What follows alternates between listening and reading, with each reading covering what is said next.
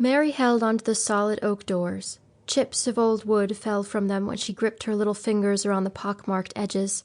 She had always been fascinated by the monastery, and now she was peering into its stained glass belly.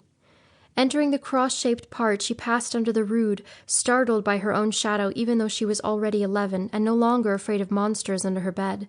Still, the air was stale in here, and the dark limestone walls made the belly so dark. There were 4-foot-tall tapestries of men who fight for the good. The monastery echoes this cry to be humbled, frightened, and awed by something other. Mary's soul feels unquiet, as if there was a certain level of anxiety bubbling up from below. She looked up at the Mother Mary draped in blue and holding onto her child, Jesus, and beneath her is the man himself hanging from the cross, nails pounded into his flesh. His head, crowned in thorns, fell over to the right shoulder. Mary watched other people bending down on their knees to release somehow the guilt that they have found gripping their hearts. She felt small and disgusting standing there underneath such depicted sorrows. For a long while Mary stood in front of the altar, studying the bleeding wounds of Christ until the fear and agony no longer held her interest.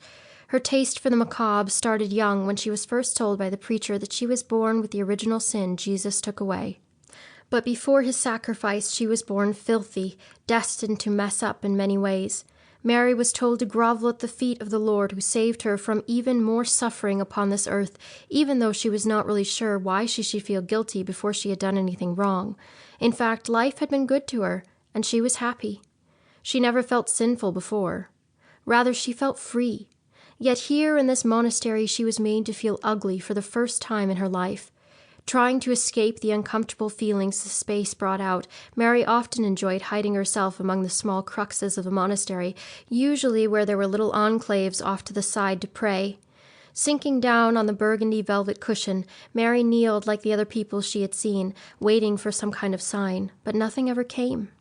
She got up with a child's fervor and ran down the south aisle of the interior, her footsteps echoing quite loudly for such a small-framed girl. But Mary came to a halting stop, covering her hand over her mouth to scream, when she suddenly came face to face with a grotesque-looking gargoyle. It sat atop a column, staring straight at her with its lolling tongue and grinning mouth, full of sharp teeth and eyes that resembled a cat's. Her nerves twisted even tighter when she breathed in the musty cloud that another person had recently kicked up from the floor. It was so hard to see through the cloud of dust that Mary felt trapped in this large place that was so cold and dark it made her heart freeze. Still, to scream out in that place was probably the most embarrassing thing she could imagine doing. No one made a sound in there. Surely if she screamed at all, she would be beaten by one of the monks. The monks there all looked the same. They all wore white robes, many of them with a black scapular over their habits. They were all men who were bald or balding. Most of them had the palest of skin, and some of them wore glasses. Mary could tell if a monk was approaching simply from the sound of their footsteps, which were always slow and measured.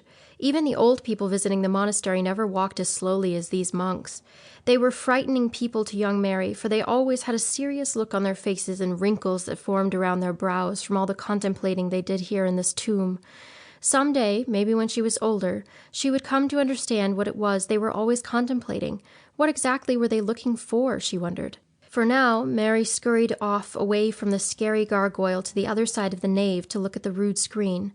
The screen was made of wood and was intricately carved, so intricate that it must have taken 1,000,000 years to carve out all of those parts, Mary thought. Her parents told her that in the Middle Ages the carved wooden screen would separate the altar and choir from the nave. It was the separation between the outside pilgrims wandering around and the inner space of true worship. The altar where Mary and Jesus hung was the most sacred place in the monastery. Oh, how Mary longed to reach up and touch Jesus' wounded foot to see if some of the magic would rub off on her. But those items were too high for her to reach, plus she knew a monk would catch her in the act in an instant, so to compensate she turned to touch the pews, the cushions, and the pillars of the monastery instead. She pretended that the armchair-carved animals were her pets, and that the portraits could hear her when she spoke to them.